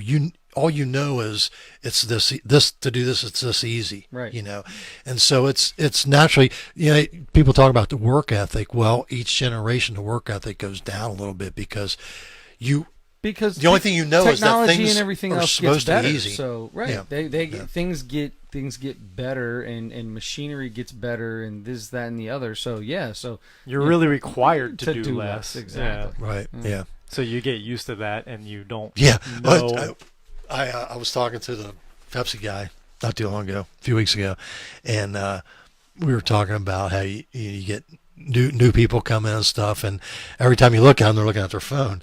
I said, yeah, they're trying to find the app. How do you put this Pepsi up, man? That's one thing my phone usually does this stuff for me, man. that's one thing we're trying to get phones out of the yard. Like we got guys making Yeah. mistakes all the time. It's It's, like, all right, how about get off your phone? Stop Yeah. texting and doing this all, Yeah. or be watching a YouTube video while you're pulling lumber. Like, how about don't do that, and maybe we won't pull things wrong. Yeah. Oh well, you can't take my phone from. Yeah, we got a phone inside. Give them the office number. They come get you. Y'all got walkie talkies. It's an instant phone call Yeah. contact. Anyway, just that's some- what we used to have. We Yeah, weren't something ever allowed to simple have like, you know, one of our work rules is you can't have earbuds in, and they're adamant about that. Well, because you know you can't hear everything, and you might Stuff's going run into all a lady around. coming because you didn't hear her coming or something, Yeah. you know, and so it's a safety issue, you know, a lot Especially on a of times. forklift and things like Oh, that. yeah. You don't know if Sure. you come around a bend, a forklift's there. Yeah, there's a lot of things like that can go bad in that Yeah. situation. Yeah. A lot of bad, a lot of good, a lot of bad. Yeah, just so you know, texting while driving, same thing, you know. So, yeah. Man, is that no? Never mind. You I'm not gonna. don't want to start that. No. I feel like it's a matter of time before they make it illegal everywhere, because I don't think Yeah, I don't think it's it's not. illegal. No, I I don't think think What, texting and certain driving's state, I think illegal it's a everywhere. state by state thing. Yeah, Now I they thought should make it I a thought federal. the texting driving was. See ya. I thought it was. I think most states Now are. I But look on the internet all the time while I'm driving. That doesn't count, right? It should, yes. It's distracted driving. It's not texting and driving anymore. it's distracted. Ohio driving, is sure. distracted in driving. Yeah. It's Right, distracted. right. There's a lot of ways to. So like if I get have distracted. my iPad up in front Yeah. and I have my phone Well- in my hand and my computer there and I'm going 70 down I-71, Well, you know, probably slightly now distracted. most new cars have the yeah, they're GPS They're computers. right there in front of you. Yeah. They're giant computers. And right there. so when you think about it, that it's the same it could thing. be a safety thing. Yeah, you're You gotta looking at plug where you're stuff supposed to in, go yeah. and not at the Yep. road in front of you. Yeah. When those GPSs first came out, you put them up on the windshield. Yeah. Now they're down here in your car. You're Yeah. up on a windshield. Yeah. Your eyes don't have to Yeah. move that much. I look for the future to be, In like the- in the windshield. windshield, Yeah, so you yeah. can see through it, but you can still see. Yeah. Yeah. There's probably cars out there like that already, but Oh, I guarantee it. yeah. Just like in CSI, where they just throw things around on a piece of glass. Anyway, So our resident attorney, Yeah. Joe Yeah. Leonard says that it's a secondary offense for adults. What's that? Distracted driving? Yeah. What is secondary offense? What does that You entail? have Can to I go be to jail? You have to be pulled over for a Oh, primary you offense. can't be pulled Oh, over so for it's it. like it's the same secondary So offense. So you have to just be like pulled over for seatbelt, something right? else. You have to get pulled over for something else to get a seatbelt ticket. Isn't that right? Yeah, but they can, if you ever watch Cops, they can pull you over for anything. Oh, there's Oh, no yeah. doubt. For Yeah. sure. Yeah, there's- Okay. I'm ready to move on to the last part. We started last week. hold on. You got something else. No, I don't have anything else. Uncle Jim, this is about you. I want to know if you have any questions for us. Do you have any questions for the younger generation? He had the Well, I thought about this already. We don't want to get into it now, but it might be a good topic at some time to talk about adoration of not just pro athletes but celebrity. That's one thing I think is kind of a what do you call it? like a turn off about pro Pet sports. Or peeve. something. Yeah, pet peeve. That's what I was looking for. Yeah. Yeah, kind of a pet peeve of mine is and there's there's people my age that are that way too, and so that's kind of been one of my things. That's why I don't follow pro sports as much. A little bit of college and because of all the and it's celebrities in general. You're huge on high school football Yeah, and basketball. yeah. You love going to Elder Yeah. Days, but that's your alma mater. And I kind of I try to analyze it a little bit and I think why is that? Well, I think it's the money gets involved. Sure. And then the egos fly, and that's the thing that that turns me off. So you're about more of a it, Charles Barkley. I'm not a role model, or I'm Yeah. not a role model. I kind of thing. I just like guys that when they make a touchdown, they just throw the ball to the ref and walk. Yep. And they not everybody look at me. Yep. that kind of thing. Hey, they're See, brand. that's Hey, what- it's a brand thing now, man. That's where money's at. Money, Yeah. them making Yeah. more. They're adults trying to make as much money as they can. That's why the taking helmets off. When the NFL said you can't take your helmet off anymore, Emmitt Smith back in the day was one of the first ones. He was like, that if I can't take my helmet, like LeBron James, Michael Jordan, you see those guys. If back in the day, think about LaDainian Tomlinson, who always had a shield on. Yeah. Like LaDainian Tomlinson could walk up to me. He's the best running back for 5 years in the NFL. Yeah. If he could walk right by me, I'd have And you no would know, idea yeah. who he was. Yeah. I mean, now I do because Yeah. he's on TV and stuff like that. Well- But that's a big thing for all that is me. Yes, Yeah. but Yeah. it's a brand thing. They got endorsement money and a ton of other things that come off of stuff like that. So now we could get into all this a lot, but That's a topic for another time. because at the same time, I'm still, I'm still kind of an old school, especially if you're down by 3 touchdowns and you score a touchdown with 30 seconds left in the game, just give the ball to the ref Yeah. and get into it. What always irritates me, you see like a cornerback, and he'll get burned 5 times in a row, Yeah. and all of a sudden he'll, knock one away or make an interception or something like. Jumps around like I'm he's the just greatest, thing in the world. Yeah, you just got burned 5 times in a row. Yeah, exactly. Yeah. Exactly. All right, so let's get into it. Go ahead. What we got? Our I would last like to thing. do that topic though. By the way, Yeah, that's you could probably spend We 2 could nights do- on that. well, between the two of us. Oh, There's yeah. no doubt about it. Oh yeah. So last week we decided we wanted to try to add a comedy section to this podcast, Sure, yeah, right? yeah. And really on the spot during the podcast, we decided we were going to try to each week watch because there are a million out there. Yes. Watch a stand-up comedy special, come back and talk about it. All right. So the comedy special that we had for last week was Whitney Cummings. It just came out a few weeks ago, I Can think. I touch it? Yes. That's what it was called. That's what it's called. And by the way, I don't remember a joke involving that phrase. I think it might have been about her It had robot to or be about the something. robot. By the way, okay. So are we getting right into it, or did you want to just Go for it. into Yeah. All right, No. so What did you with think that, about it? We don't want to. We don't want to ruin the comedy special for anybody. But I'm going to tell you right now. I don't care about that. I'll ruin it. All right. Yeah. So spoiler: we might tell you what was going on.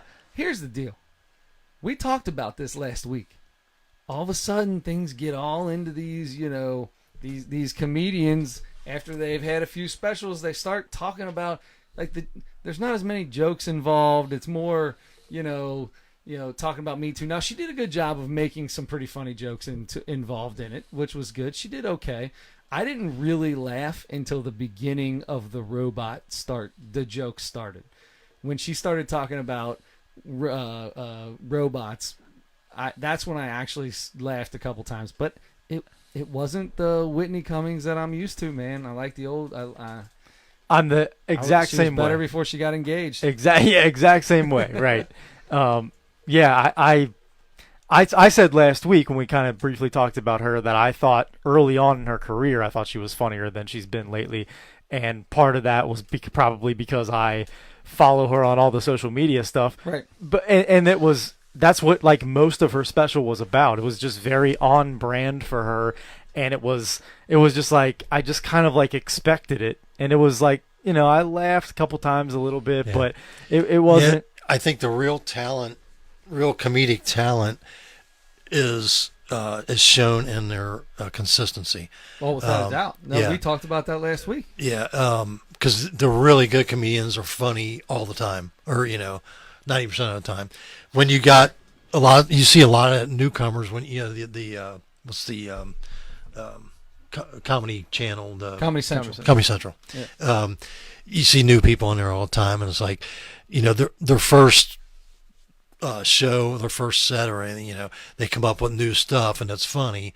And then if you see them again, a month later or something like that, and they got different material, it's like, that ain't even funny. Yeah. Exactly. Or sometimes they get this niche or whatever that works for them at first, and then they try to ride that out for a long time, and that's kind of what I felt like Whitney's kind of doing now. Yeah. And that's what I think about. I feel like Chris D'Elia kind of does that sometimes, and like a bunch of comedians do that. Comedians that I was a big fan of a while ago, and just each time I see them, I'm like, okay, I've kind of seen them do the same joke with different words already. Mm-hmm. It was kind of funny at first, and then now it's just kind of like, okay, I just kind of know what to expect. Mm-hmm. So that's kind of what I felt like about that. It wasn't a bad special or anything, but it wasn't. I don't think it was bad. It wasn't great. I wasn't. It wasn't her best. It wasn't her best. I don't think. A lot of it's in their delivery too. There's people that are good comedic writers, but they can't deliver it. And there's other people that couldn't write a joke, but the way they tell it.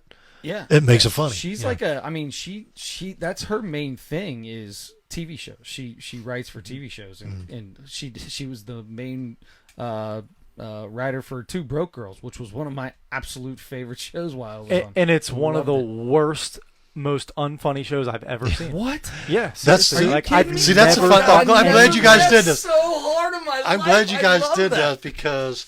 When it really boils down to, comedy is a personal thing. For instance, here's a good example.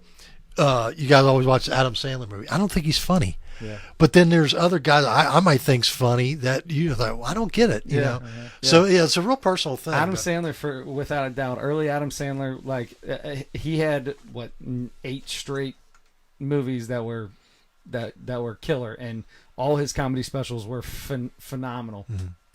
I wanted to go this whole podcast without saying phenomenal, and I did it. Oh, I almost made it. Hour and 31 minutes. That's okay. But yeah, that's 100% the truth. Especially with Two Broke Girls, one of my all-time. Oh my gosh, it's one of my all-time favorite. I think it might be the worst show I've ever seen that was supposed to be a comedy. I mean, I go that far. Let me throw this in. Man. I think there's a difference between funny and amusing. You can be amused by comedians or by shows, but not really funny. That's pretty good. But then there's things that you laugh out loud. I laughed out loud at Two Broke Girls. Yeah, comedy, like you just said, comedy is very subjective. That was the first person I heard say that, and I guess everybody kind of knows that. But Maria Bamford is a comedian. I don't know if you know her, but she's not like a huge name, but she's been around long enough, and she's done some different things. But but she said that it was on this documentary. It was kind of like the original Kings of Comedy or the Blue Collar Comedy Tour, like we talked about last week. There was another one with kind of these. Kind of like 4 almost like alt scene comics. Zach Galifianakis was actually one of them. It was him, Patton Oswalt, Brian Posehn, and Maria Bamford, and they did like a tour together.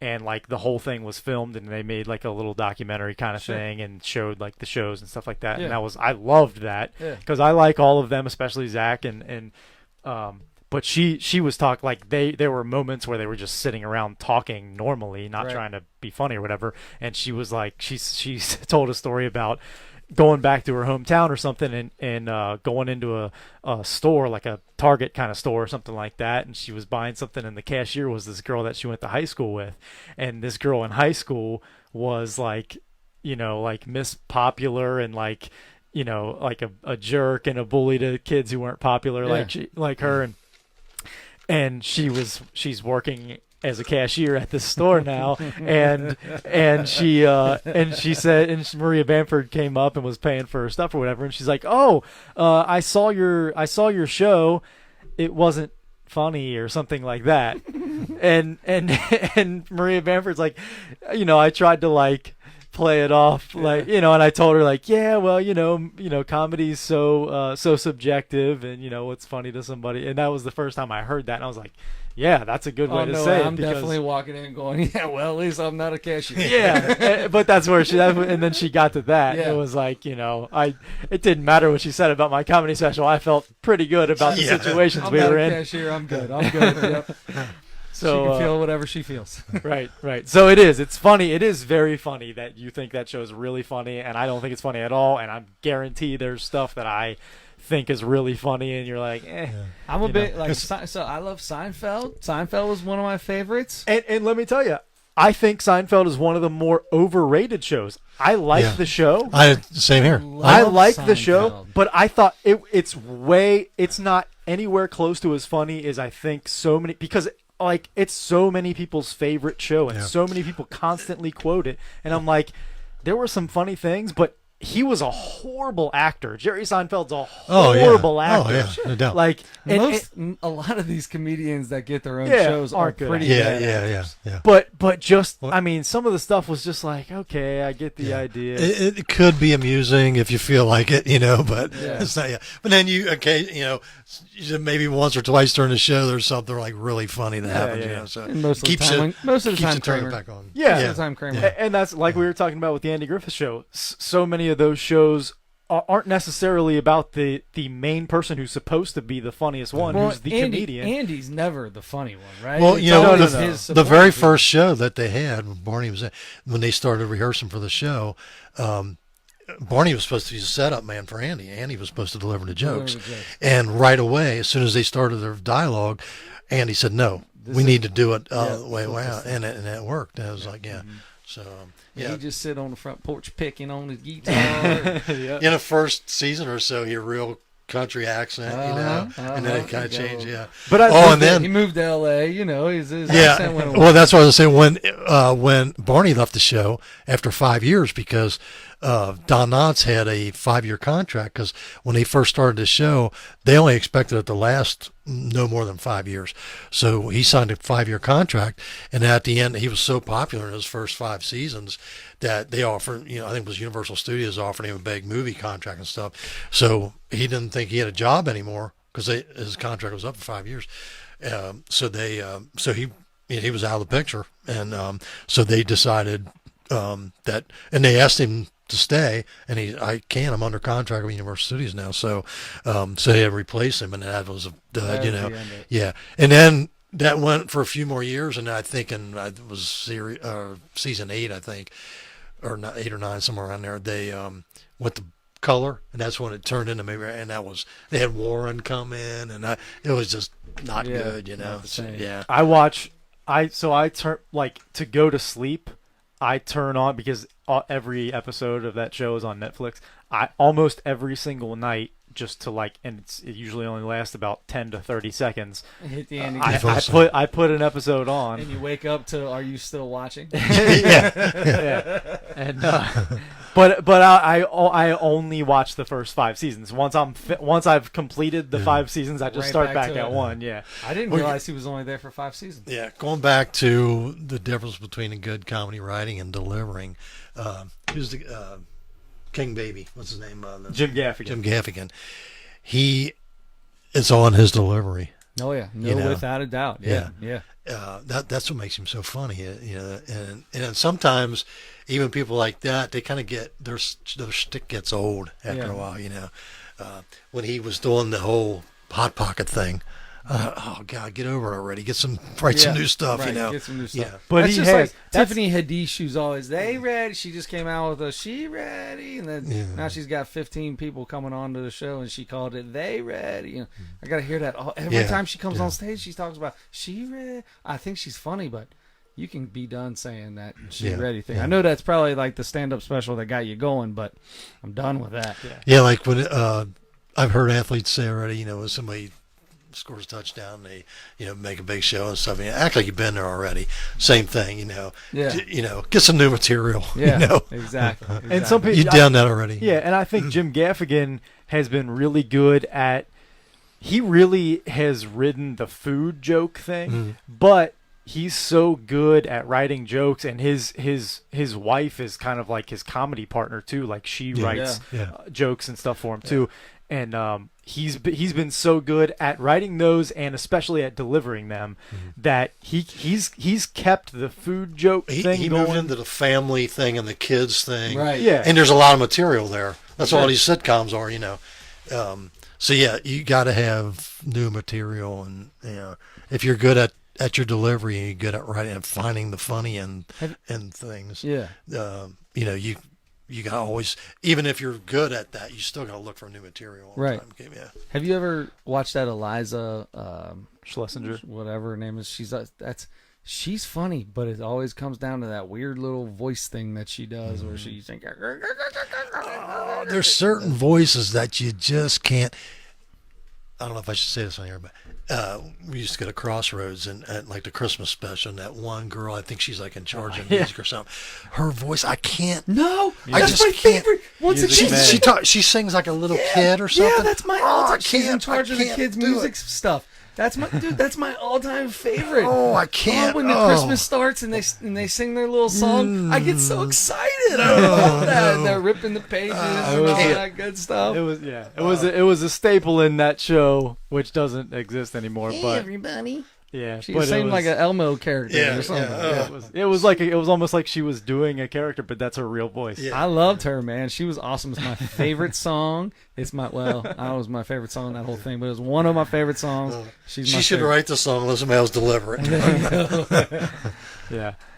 Okay, so what were so Whitney Cummings? You got anything else to say about Whitney? I don't really. I wasn't that into it. I watched it twice. Can actually. I tell you that the fact that listen, we try to keep the podcast PG, right? We try to keep it toned down for the kids. So obviously, a lot of the comedy that we're going to watch is going to be toned up a little higher than that. So we won't get too much into it. But I think it's okay to say I would absolutely love to do what she did, which is have my own sex doll of myself made. That's what she did. And they wrote it on stage. It's her. Dude, it was pretty good. It was pretty good. It was, but it was pretty like close to looking like I felt like she could have done a way better job of doing jokes with it. Like I agree with that. programmed it. I don't think they She really programmed still it to even say had it down. certain things in response to what she was saying. Did you watch at the end where they were showing her at previous shows with it? They obviously didn't. They weren't 100% sure exactly how to use that robot. Yeah, and the technology still has a long way to go. Like the way it's incredible. It's got a conversation mode. Yeah, this thing will just sit there. You can and have talk a to you. conversation, and like her face, like her mouth moves, and her she mouth winks, and it scares the living daylights out of you when it winks. And then at the end, Whitney Cummings said something like, "If you're worried because people are worried about them like taking over or something like that," and she was making a joke about all those things like killing humans and taking over the world or something. She's like, whenever I think about that, I just do this, and she can take the head off of the body, pop the head off. Yeah. And the head she was holding the head. The everything was still working. The eyes were blinking. The mouth was moving. So and talking. part of the computer was in the head. It was all in the brain. Yeah. The whole thing is in the brain of that thing is in the brain. And it was so freaky that she was holding this head that was moving like a human head. That was the crazy. It was gross. But I'd love to have a robot of myself. I want a me robot. Yeah.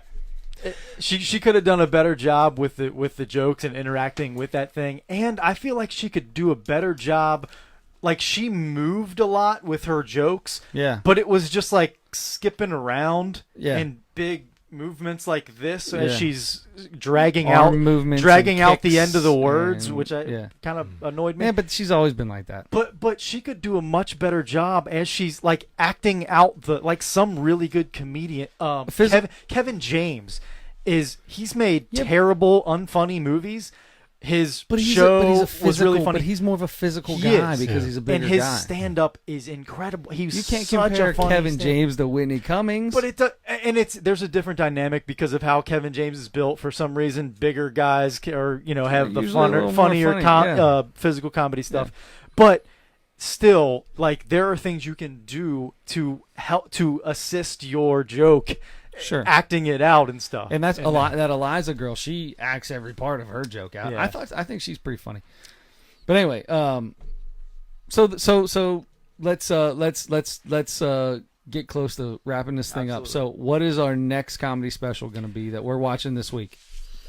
You can veto me, I'm not vetoing whatever it is. I'm watching. but I believe on Monday the 26th, the new Dave Chappelle. He's had like 4 of them in the past year that have come out, and they've been okay. So I'm down with that. I love Dave Chappelle. He released his first one when he first came back. That first one on Netflix, killed it. Killer. And then he released 2 together, like at the same time. Right. And the one I thought was really funny. The second one had me laughing. That's as hard as I've laughed in a long time. Yeah. Like, I forget, like, toward the end he was doing this big long elaborate joke, like telling some story, and it was I just was laughing so hard. And then did he come out with another? I think he came out with another one since then. I think he's had 4. And that one wasn't quite as good, but it was still kind of Dave Chappelle's. I'm 100% down with that. At the top of I have the list all right of now. the Chappelle Show DVDs. I'm a huge Dave Chappelle guy. Let me throw a little something in real quick. Okay. It's along the comedy thing, or start with comedy. Why is it that most comedians are male? We talked about this last week. That's changing. Some of my what about? it's big Yeah, time it's changing. And some of my in the same way some of my with- favorite comedians right now are female. Nikki Glazer. I really liked Whitney Cummings, though. I just watched that thing that we watched last in week. the same way, like musical bands, most of them are male. Yeah. What's the? So that might be another topic. That's a whole womanizer glass box or glass case. But I mean, that might be a little part of the comedy thing. Is just talking about why 100%. And why is it that the females are getting better and more of them, or Yep. Me too.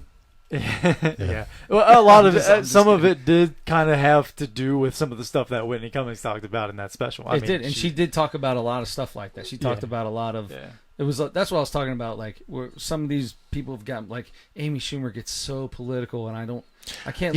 Politics ain't funny anymore. It's not. I mean, it never was. Like, it never right. has been. Joking about it isn't that funny, but like, it's so ridiculous that sometimes actual politics is funny because did that person really say that? That's a whole different thing. This is a person that's been an adult for a long time with the ability to think and a high education. I can watch C-SPAN and laugh like crazy, but I don't need to hear what. Listen, I know everybody's can have their own voice and use your platform however you want. But when I'm watching a comedy special, I'm trying to get away from that. And I know that's just like football with kneeling, and people talked about that. And there's a certain thing. There's aspects to both sides. I completely understand it. Use your platform how you want to use it. But biggest reason you're watching the game is to be entertained. Yeah. And that's not entertaining. Yeah, and that's with the comedians. The biggest thing I'm watching you for is the laugh and then they get serious for a minute. Yeah. And it's okay. You get serious for a second, but don't get serious too long, gosh darn it. I want that. Now, I don't care. It's like I said, hey, to each their own. You've earned that platform. You got the platform. I understand you want to use it how you want to do it.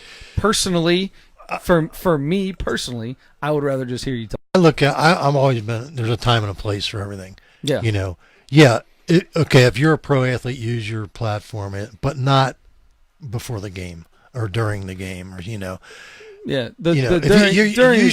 your name, your notoriety, but don't do it when you're there to to entertain people, because the reason you go to entertainment is to escape your. We did a whole Yeah. podcast on it. I mean, we did a whole show on it, and it's just another polarizing topic Yeah. that you could literally talk about for 3 hours. Yep. And it's one of those things, I hate to say it, but like I feel like I'm on both sides of it all the time. Like I understand it. I'm all about you having your things, but sometimes I'm over here. It is what it is. But anyway, that's like Amy Schumer. I'm done.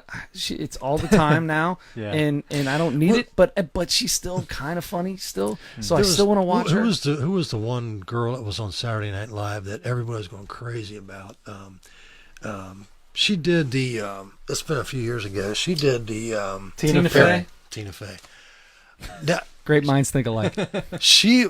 I mean, like I never seen her. Roseanne was same way. I didn't think she was funny at all. But, so it was just, I never thought Roseanne was. I never thought Roseanne's stand-up was funny. I thought the Roseanne show was funny, and a lot of that was because of the people that were of the with him. writers, right, yeah. Dan Good, Yeah, or Don, the supporting Dan Connor. Yeah.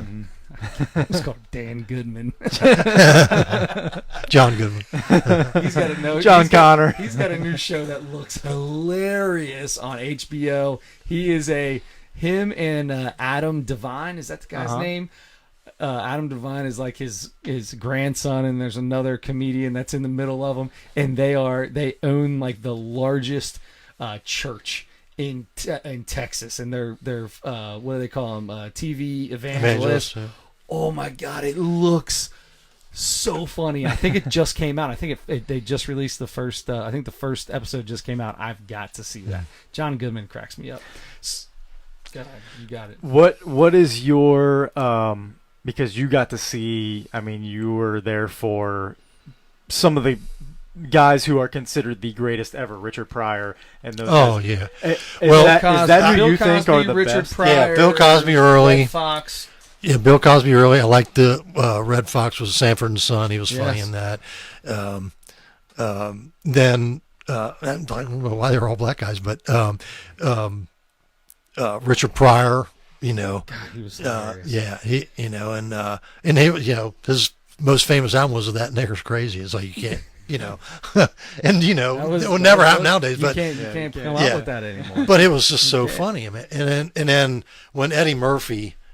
I mean, I Eddie saw Murphy's Raw and Delirious. Oh my god, That's that was one the I would because funniest Delirious is on Netflix now. Yep. That's one that we should do here in the next couple weeks because I would like to go back. I'm purposely not watching that because I want it to be one that we go back and watch. Yeah, that's fine. I have it on thing. DVD. He was. I'm assuming he wrote most or all of his material, but he could write good and deliver excellent. You know, He was amazing. Yeah. You know who else I like? I talked about this last week. The 80s. So Robin Williams was more late 70s, early 80s. Robin Williams cracked me up. Well, he was just so quick. Yeah.